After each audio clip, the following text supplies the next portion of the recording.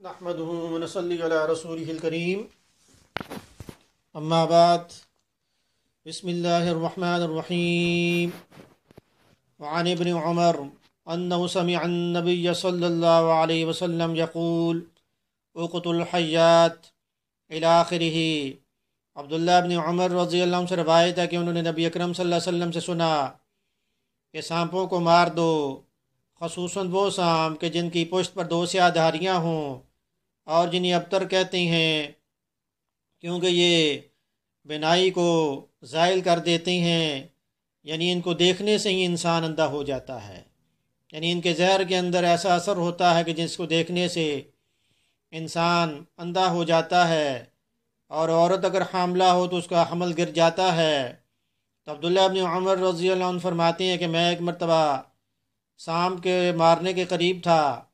کہ ابو لبابہ انصاری رضی اللہ عنہ نے مجھ سے کہا کہ اس کو مت مارو، تو میں نے کہا کہ بھی نبی اکرم صلی اللہ علیہ وسلم نے تو سانپ کو مارنے کا حکم دیا ہے۔ تو ابو لبابہ انصاری رضی اللہ عنہ نے کہا کہ بھئی نبی اکرم صلی اللہ علیہ وسلم نے بعد میں ان سانپوں کو مارنے سے منع فرمایا ہے کہ جن کو عوامر کہتے ہیں، جو گھروں کے سانپ ہیں۔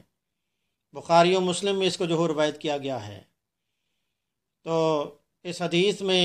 جو عوامر کا لفظ ہے، یعنی وہ سانپ کہ جو لمبی عمر پاتے ہیں، عموماً ایسے سانپ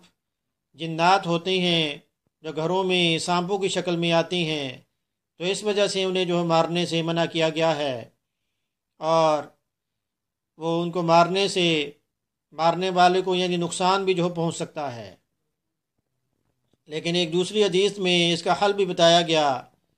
کہ نبی اکرم صلی اللہ علیہ وسلم نے فرمایا کہ گھروں میں جو سانپ تمہیں نظر آئے تو اس سے کہو کہ ہم تجھے حضرت نوح علیہ السلام کے ہاتھ اور سلیمان بن داؤد علیہ السلام کی آیت کا واسطہ دیتے ہیں، ہم چاہتے ہیں کہ تم ہمیں نقصان نہ پہنچاؤ، اور اگر اس کے بعد بھی وہ نظر آئے تو پھر اس کو جو مار دو۔ جامع ترمذی میں اس کو جو روایت کیا گیا ہے۔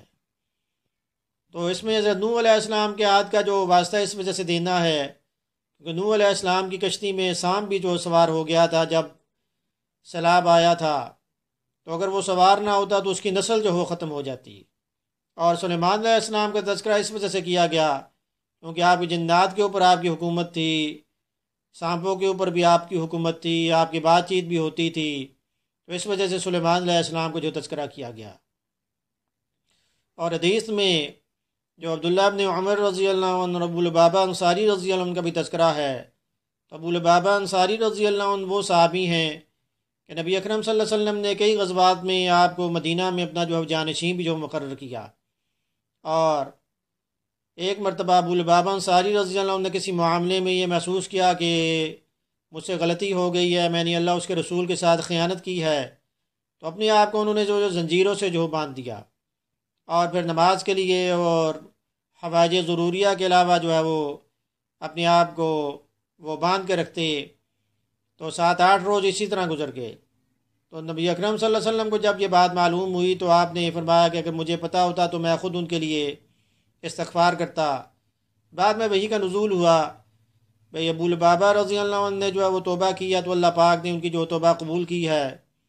تو ابو لبابہ رضی اللہ عنہ کو جب یہ بات پتہ چلی تو انہوں نے کہا کہ بھی جب تک نبی اکرم صلی اللہ علیہ وسلم میری زنجیروں کو اپنے دستے مبارک سے نہیں کھولیں گے میں ادھر ہی بندہ رہوں گا۔ تو پھر بعد میں نبی اکرم صلی اللہ علیہ وسلم نماز کے لیے آپ تشریف لائے، آپ نے اپنے دستے مبارک سے جو ان زنجیروں کو جو کھولا۔ تو یہ وہ صحابہ کرام تھے کہ جن کے دل میں نبی اکرم صلی اللہ علیہ وسلم کا احترام بھی تھا، اور آپ اس طرح نبی اکرم صلی اللہ علیہ وسلم کی اطاعت بھی کرتے تھے۔ اور وہ صحابہ رضی اللہ عنہ آپس میں بھی، جس نے عبداللہ بن عمر رضی اللہ عنہ اور ابو لبابہ انصاری رضی اللہ عنہ نے مشورہ دیا تو انہوں نے اس کے مشورے پہ یعنی عمل کیا بھی، نبی اکرم صلی اللہ علیہ وسلم کا یہ ارشاد ہے، تو آپس میں بھی وہ ایک دوسرے سے جو محبت کرتے تھے۔ تو موجودہ دور میں بھی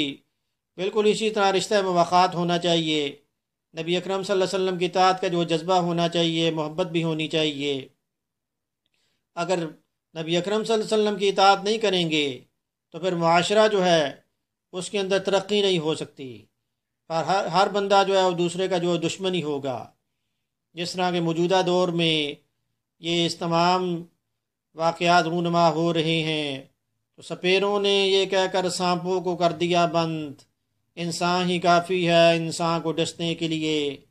اللہ پاک عمل کی توفیق عطا فرمائیں۔ درس سننے کے بعد اس کو آپ شیئر بھی کریں تاکہ یہ آپ کے لیے صدقہ جاریہ بن جائے۔ وما علینا الا البلاغ المبین۔